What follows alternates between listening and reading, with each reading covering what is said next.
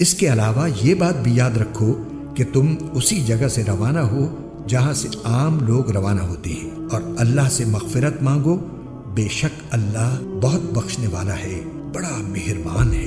پھر جب تم اپنے حج کے کام پورے کر چکو تو اللہ کا ذکر اس طرح کرو جیسے تم اپنے باپ دادوں کا ذکر کیا کرتے ہو، بلکہ اس سے بھی زیادہ ذکر کرو۔ اب بعض لوگ تو وہ ہیں جو دعا میں بس یہ کہتے ہیں کہ اے ہمارے پروردگار، ہمیں دنیا میں بھلائی عطا فرما، اور آخرت میں ان کا کوئی حصہ نہیں ہوتا۔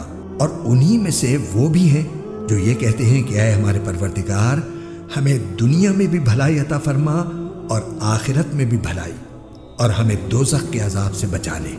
یہ وہ لوگ ہیں جنہیں اپنے اعمال کی کمائی کا حصہ ثواب کی صورت میں ملے گا، اور اللہ جلد حساب لینے والا ہے۔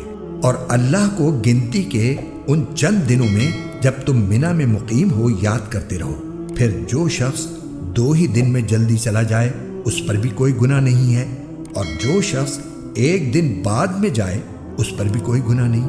یہ تفصیل اس کے لیے ہے جو تقوی اختیار کرے، اور تم سب تقوی اختیار کرو اور یقین رکھو کہ تم سب کو اسی کی طرف لے جا کر جمع کیا جائے گا۔